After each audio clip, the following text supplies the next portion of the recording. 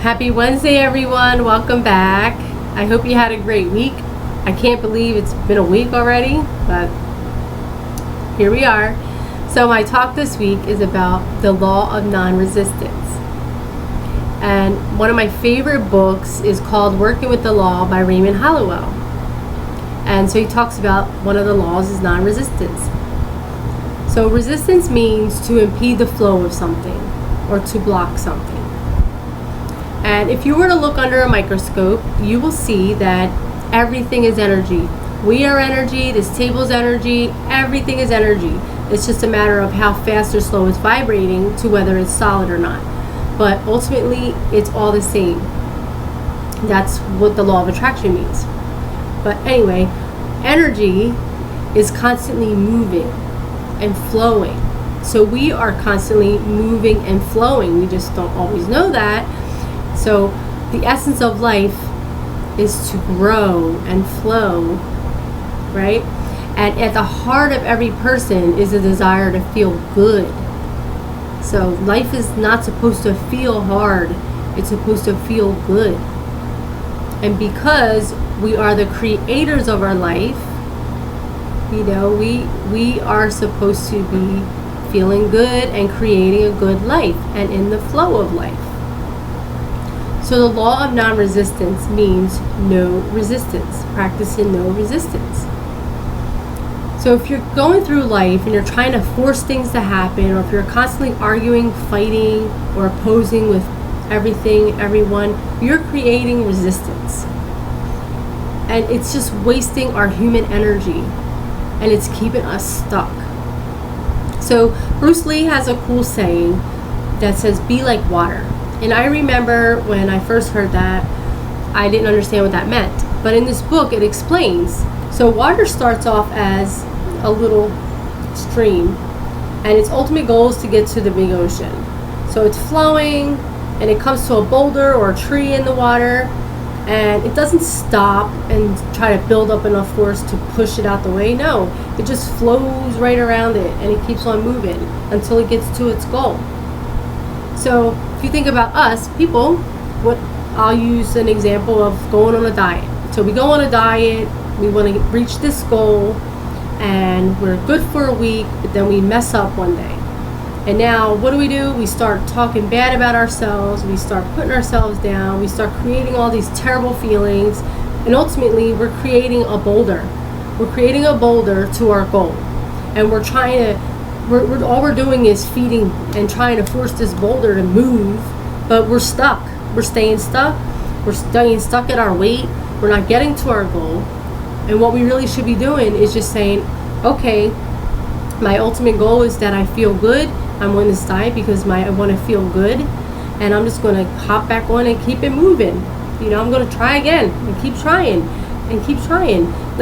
And that's what we need to do. But no, we always do the hard thing.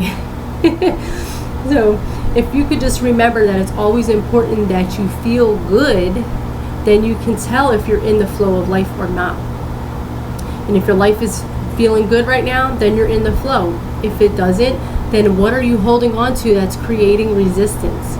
If it's anger, sadness, fear, hatred, unforgiveness, all these things, why are you holding on to them? Why can't you release them? Because they're keeping you stuck and out of creating a beautiful life, out of the flow of life. And you can't build up enough anger, sadness, hatred, fear, unforgiveness. You can't build up enough to move these boulders. It's never going to happen. It just keeps you in a perpetual cycle of negativity, and keeps you stuck in life, keeps you from creating a great life. So that's why that saying, let go and let God, is so powerful. But you can replace that with anything, let go and whatever. It just means you're done fighting, and you finally put your arms down, and you just like, I'm done. That means you dropped the resistance, you stopped. So now you can flow. Now you're open to flow. So life is always meant to feel good, and we were always meant to feel love, and it's supposed to be easy. We're not taught that, but in actuality, that's what it's supposed to be. So these boulders are keeping you from your blessings. So you need to release them. So removing and dissolving these boulders, you do it by, blessing them. Try to understand them. And then always try to make sure you feel good right now, because now is all you have. And then eventually you turn your boulders into stepping stones into the life of your dreams. But as long as you keep trying to fight these boulders, you're never going to be able to overcome them. You have to let them go. Louise Hay, one of my favorite authors, she has a saying that says, resistance is the first step to change. And it's true, because resistance isn't a bad thing. Resistance is there to show us when we're out of flow in life. It shows us what do we need to work on ourselves so that we can get back in the flow of life. Because it's all an internal job. You're never going to be able to get in flow of life by changing other people. It's not going to happen. You can't control everybody. You can only control yourself and change how you feel. So here's what you do. Excuse me. Have a vision for your future, right? Then do something every day, little things to work towards your future. Make sure you feel good now, in as many moments as you can now, because now is all you have, and that's where all your power is, remember? So yes, so make sure you always feel good now.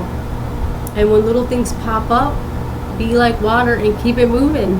Don't spend too much time trying to knock down these walls, just go around them. Keep it moving. That's why taking a high road is a big thing. Two people fighting with each other, somebody eventually has to back down.